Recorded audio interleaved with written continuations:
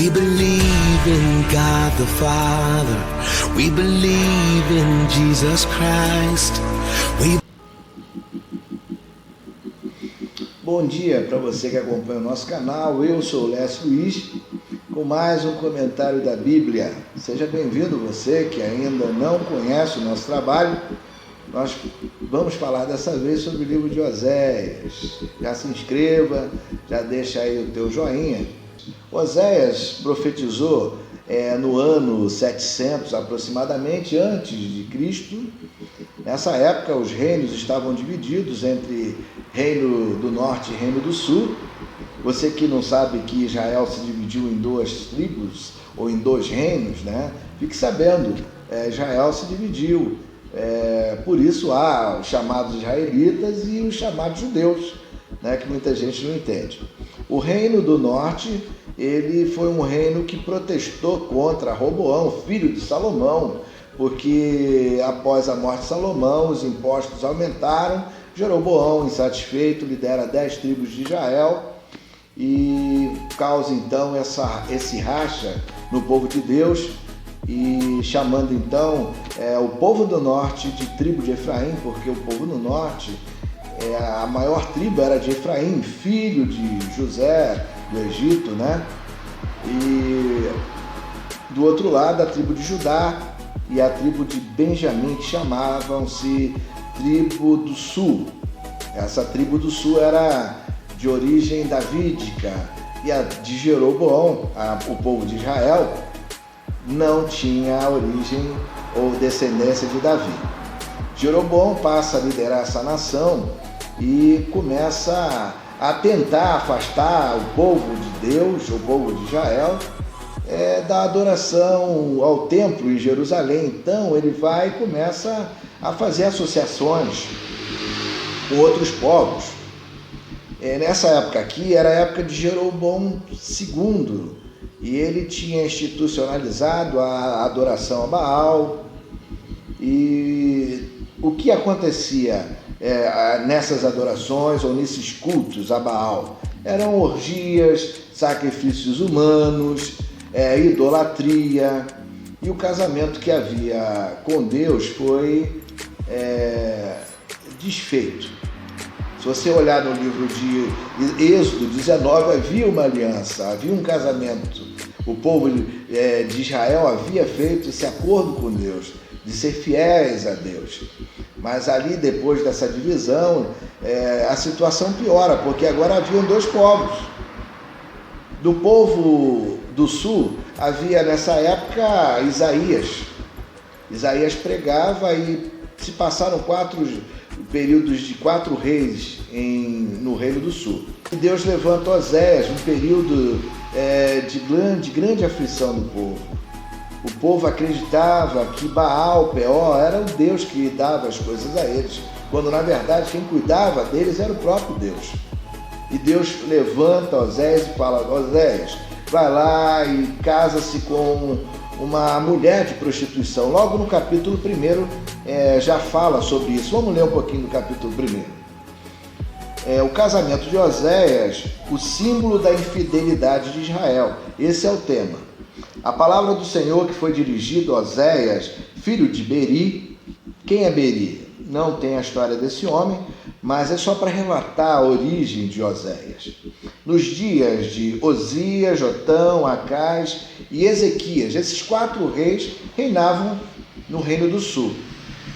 Judá, e nos dias de Jeroboão, filho de Joás, rei de Israel. Quando pela primeira vez falou o Senhor por intermédio de Oséias, então o Senhor lhe disse: vai, toma uma mulher de prostituições e terás filhos de prostituição, porque a terra se prostituiu, desviando-se do Senhor. E foi-se, pois, e tomou Gomer, filha de Diblaim, e ela concebeu e lhe deu um filho. Disse-lhe o Senhor, e pôs-lhe o nome de Jezreel, porque daqui a pouco castigarei pelo sangue de Jezreel a casa de Jeú, e farei cessar o reino da casa de Israel. Naquele dia quebrarei o arco de Israel no vale de Jezreel. Esses nomes dos filhos de Oséias, os filhos de Gomer, eram nomes simbólicos. Agora Israel passava a ter um novo marido, um novo senhor. Baal Peor era o nome desse senhor. A Bíblia é bem clara quando fala que nós não podemos servir aos dois senhores, porque a gente vai agradar um e desagradar o outro. Tornou ela a conceber e deu à luz a uma filha, e disse o Senhor a Oséias: põe-lhe o nome de desfavorecida. Ou seja, mais um filho nasce e mais uma mensagem ele passa para o povo de Israel. Os profetas, naquela época, a vida deles era a própria mensagem. Alguns poderiam estar assim, mas Oséias, o que você está fazendo com essa mulher que é do templo de Baal, que é uma prostituta? Por que você está fazendo isso? E Oséias, a gente deduz que ele tenha pregado a palavra de Deus para eles. Olha, isso é uma mensagem para mostrar ao povo o que vocês estão fazendo com Deus. Vocês são essa mulher, nós somos essa mulher, que por pouca coisa viramos as costas para Deus, nos prostituímos, voltamos para o Egito. Toda vez que você vê a palavra Egito na Bíblia, ou falando do Egito, ela pode te remeter ao quê? À escravidão, aqueles 430 anos que o povo foi escravizado, e Deus levantou Moisés e Arão para guiar o povo até a cidade que agora eles se encontravam, ou seja, as terras que eles se encontravam, E no meio do caminho eles fazem o casamento com Deus, a aliança, Êxodo 19, voltando lá, e agora tudo isso eles estavam jogando para trás, deixando para trás, porque encontraram um novo amor, digamos assim. Põe-lhe o nome de desfavorecida, ou seja, de não amada, porque eu não mais tornarei a favorecer a casa de Israel, para lhe perdoar, porém, da casa de Judá me compadecerei e salvarei pelo Senhor seu Deus, pois não os salvarei pelo arco, nem pela espada, nem pela guerra, nem pelos cavalos, nem pelos cavaleiros. Depois de haver desmamado a desfavorecida, a não amada, concebeu e deu à luz um filho, disse o Senhor a Oséias: põe-lhe o nome não meu povo, porque vós não sois meu povo, nem eu sou seu rei. Ou seja, ele fala ali de povo que não era dele, ou seja, vocês não são meus filhos, e nem meu rei. A descendência de Jeroboão não era a descendência de Davi. Então, aquele rei ali eram colocados agora pelos próprios homens. Se a gente for se voltar à época lá do livro de Samuel, primeiro livro de Samuel, a gente vê que o povo pediu um rei, eles queriam um rei humano. Deus queria ser o rei deles. Eles foram, levantaram a Saul, o primeiro rei de Israel, que deu aquele problema todo, e no final Deus rejeita Saul, e depois, através do profeta Samuel, ele vai unge a Davi, e através de Davi, então, vem surgindo a nova geração de reis, que para Salomão, depois passa a ser Roboão, que deu origem às tribos do sul, E aí Deus fala: bota o nome de não é meu.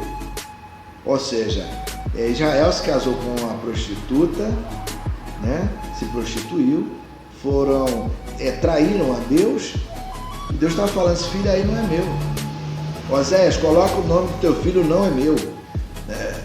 Por quê? Porque a Gomer, ela toma uma atitude, depois de estar casada com Oséias, de voltar aos seus antigos senhores, de voltar a ter as mesmas práticas, voltar ao Egito, voltar à escravidão, porque ela sentiu saudades. Se você olhar lá no deserto, no meio do caminho, o povo começa a murmurar, e eles começam a sentir falta de quê?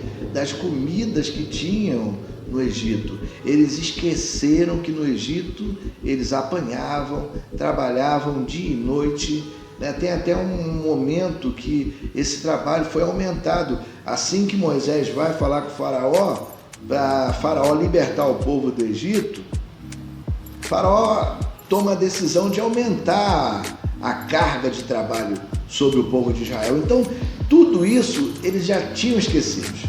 Eles só lembraram da parte que lhes agradava, né? Às vezes ela estava lembrando dos momentos que lhe proporcionava prazer. Que momentos eram esses? As joias, os perfumes, as roupas. E ela fala, olha, eu vou voltar para os meus senhores, para os meus amantes. Eu vou voltar para o Egito. E o capítulo 3 ele traz uma mensagem interessante. Disse-me o Senhor, vai outra vez, ama uma mulher amada de seu amigo, adúltera, como o Senhor ama os filhos de Israel, embora eles para outros deuses e amem bolos de passas. Comprai-a, pois para mim por 15 peças de pratas e 1 homer e meio de cevada. O escravo valia naquela época 30 moedas de pratas aproximadamente. Então, Gomer tinha voltado para os seus senhores, mas já tinha perdido seu valor, estava cansada, e os seus senhores então resolvem vendê-la. Colocam no mercado e Deus fala para Osés, olha, a mulher que te abandonou, vai lá e compra ela. Compra ela para mostrar ao povo que o meu amor é incondicional. Embora eles tenham se voltado para Baal Peor, que significa marido também, senhor também, embora eles tenham se voltado para Baal Peor, vai lá e traz ela de volta, assim como eu vou fazer com esse povo de Israel, eu vou aceitá-lo novamente. Então, Oséias vai no mercado e compra a mulher e diz a ela que ele seria fiel a ela, mesmo com tudo que aconteceu. No capítulo 4 já fala sobre a corrupção geral de Israel. Ouve a palavra do Senhor, vós, filhos de Israel, porque o Senhor tem uma contenda com os habitantes da terra, porque nela não há verdade, nem amor, nem conhecimento de Deus. O que só prevalece é perjurar, mentir, matar, roubar, furtar, adulterar e arrombamentos e homicídios sobre homicídios. Capítulo 4, versículo 1 e 2. Por isso a terra está de luto, e todo o que mora nela desfalece, com os animais do campo e com as aves do céu, e até os peixes do mar perecem. Deus estava falando aqui, olha, o comportamento de vocês está horrível. Vocês só sabem fazer coisas ruins, matar, roubar, furtar e adulterar. Essa época aqui, os sacerdotes já também não eram mais os sacerdotes descendência de Levi, de Arão. Já eram outros sacerdotes instituídos pelo próprio povo de Israel, o Reino do Norte. Haviam muitos sacerdotes. Esses sacerdotes, eles cumpriam rituais parecidos com os rituais que eram feitos a Deus. Sacrificavam animais, mas esses sacerdotes, eles levavam o povo à falsa adoração. E Deus aqui estava reprovando todo esse comportamento. E ele fala, olha, o meu povo está sendo destruído por lhe faltar conhecimento. Quem eram os responsáveis a trazer conhecimento ao povo? Os sacerdotes. E quanto mais esses se multiplicam, tanto mais contra mim pecaram. Eu mudarei a sua honra em vergonha, e alimentam-se de pecado do meu povo, e da maldade dele tem desejo ardente. Por isso, como é o povo, assim é o sacerdote. Castigá-lo-ei pelo seu procedimento, e lhe darei o pago das suas obras. Comerão, mas não se fartarão. Entregar-se-ão à sensualidade, mas não se multiplicarão, porque o Senhor dei o mosto, tira o entendimento. O meu povo consulta o seu pedaço de madeira, e a sua vara lhe dá resposta, porque um espírito de prostituição os enganou. Eles, prostituindo-se, abandonaram o seu Deus. Nós vamos ficar por aqui e depois a gente vai dar continuidade. É um livro pequeno, mas tem bastante história. A gente está correndo um pouquinho, mas já deu para a gente tomar um gostinho dos ensinamentos que esse livro tem para nós. Então nós paramos no capítulo 4 e vamos gravar a segunda parte desse livro no próximo vídeo. Fica conosco, deixa o like, comenta o que você já entendeu sobre tudo que nós lemos agora. Como você tem agido, se é como a prostituta que volta para Egito toda vez que sente saudade de alguma coisa, ou tem se mantido fiel como Oséias, que tem um amor incondicional e vai buscar a sua esposa mediante todas as infidelidades cometidas por ela. Fica conosco e nos acompanhe no próximo vídeo. Um abraço, obrigado e até daqui a pouco. Tchau, tchau. Deus abençoe.